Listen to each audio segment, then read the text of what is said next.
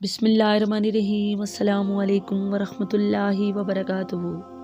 मेरे मोहतरम भाइयों और बहनों, आज हम रसूल अकरम सल्लल्लाहु अलैहि वसल्लम की एक नहायत जामे और दिलों को ज़िंदा कर देने वाली हदीस सुनने जा रहे हैं, जो हमें ईमान, अमल और ज़िंदगी के मकसद का वाज़ह पैगाम देती है।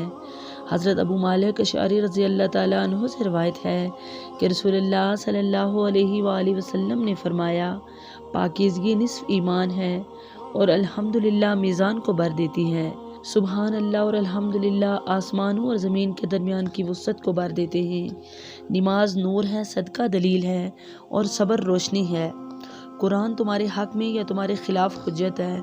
हर इंसान सुबह उठकर अपने नफ्स का सौदा करता है, या तो उसे आज़ाद कर लेता है या तबाह कर लेता है। सही मुस्लिम हदीस नंबर 538।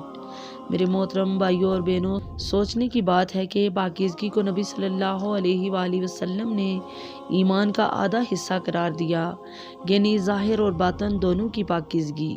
अल्हम्दुलिल्लाह सिर्फ एक जुमला नहीं, ये शुक्र का ऐसा वज़न रखता है जो क़यामत के दिन हमारे आमाल के पलड़े को भर देगा। नमाज नूर है, अंधेरों में रास्ता दिखाने वाली रोशनी। सदका दलील है कि हमारा ईमान सच्चा है। और सब्र वो रोशनी है जो आजमाइश के वक्त दिल को टूटने नहीं देती।